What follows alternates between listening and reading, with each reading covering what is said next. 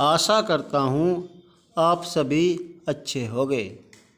आज हम इस वीडियो में पढ़ेंगे भारतीय साक्ष्य अधिनियम 2023।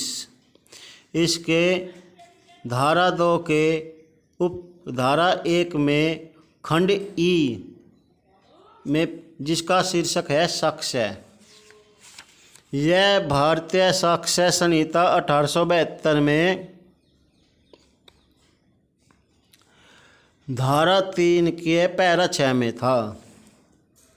तो पहले तो हम इसे पढ़ते हैं कानूनी भाषा में, उसके बाद में हम पढ़ेंगे इसे साधारण बोलचाल की भाषा में, एक आसान भाषा में उदाहरणों सहित।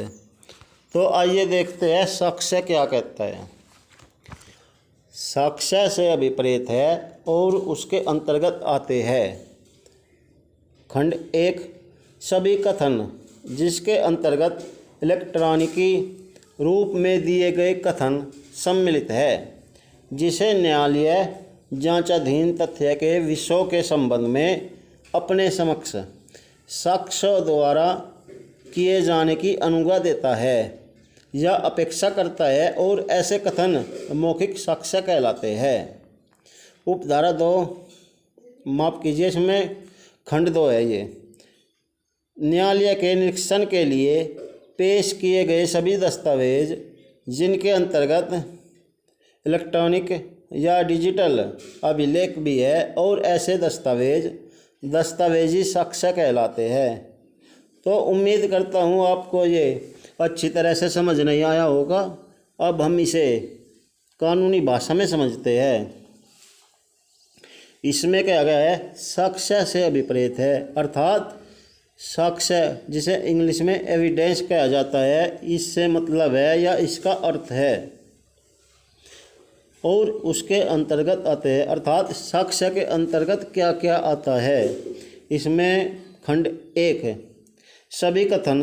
कथन क्या होता है, जो कहे जाते हैं वे कथन कहलाते हैं, जिसके अंतर्गत इलेक्ट्रॉनिक रूप में दिए गए कथन सम्मिलित है। अर्थात अगर किसी आदमी ने किसी दूसरे आदमी को फ़ोन पर धमकी दी है जान से मारने की, और उस आदमी ने यह बात अपने फ़ोन में रिकॉर्ड कर ली, अथवा किसी व्यक्ति ने किसी औरत को अश्लील फ़ोन करके अश्लील बातें की है, और उस औरत ने उन्हें फ़ोन में रिकॉर्ड कर ली या वीडियो बना ली, तो इसे क्या कहा जाएगा, इसे कथन कहा जाएगा, जिसे न्यायालय जांचाधीन तथ्य के विषयों के संबंध में अपने समक्ष साक्ष्यों द्वारा किए जाने की अनुज्ञा देता है। अर्थात जो चीज़ रिकॉर्ड हुई है, चाहे वो वॉइस रिकॉर्ड हुई है,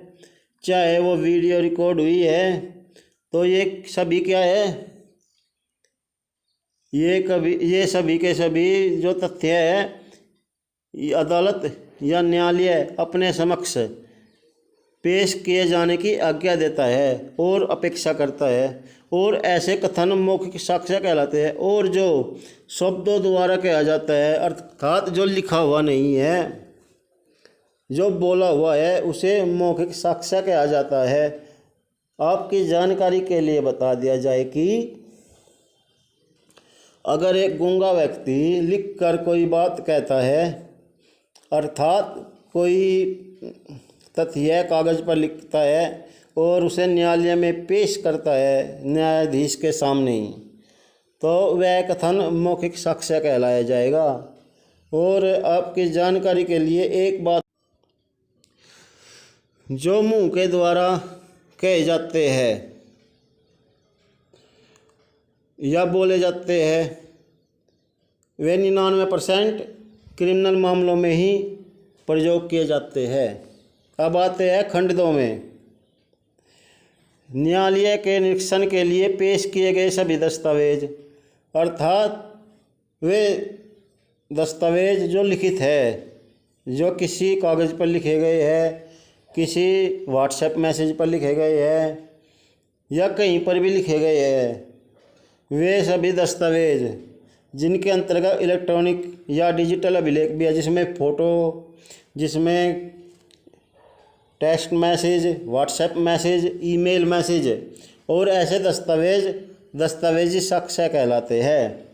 और इस प्रकार के दस्तावेजी साक्ष्य कहलाते हैं जो कागज़ पर लिखे हुए होते हैं, लिखित में होते हैं जो।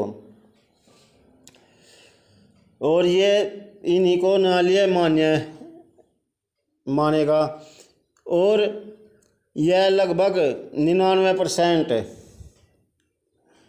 प्रॉपर्टी के मामलों, विक्रय के मामले, वशत के मामले, बीमा, संविदा, इन मामलों में प्रयोग में लाए जाते हैं। तो आशा करता हूँ आपको मेरी यह वीडियो पसंद आई होगी।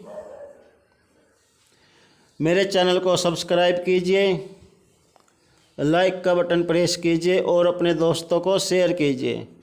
मिलते हैं अगली वीडियो में।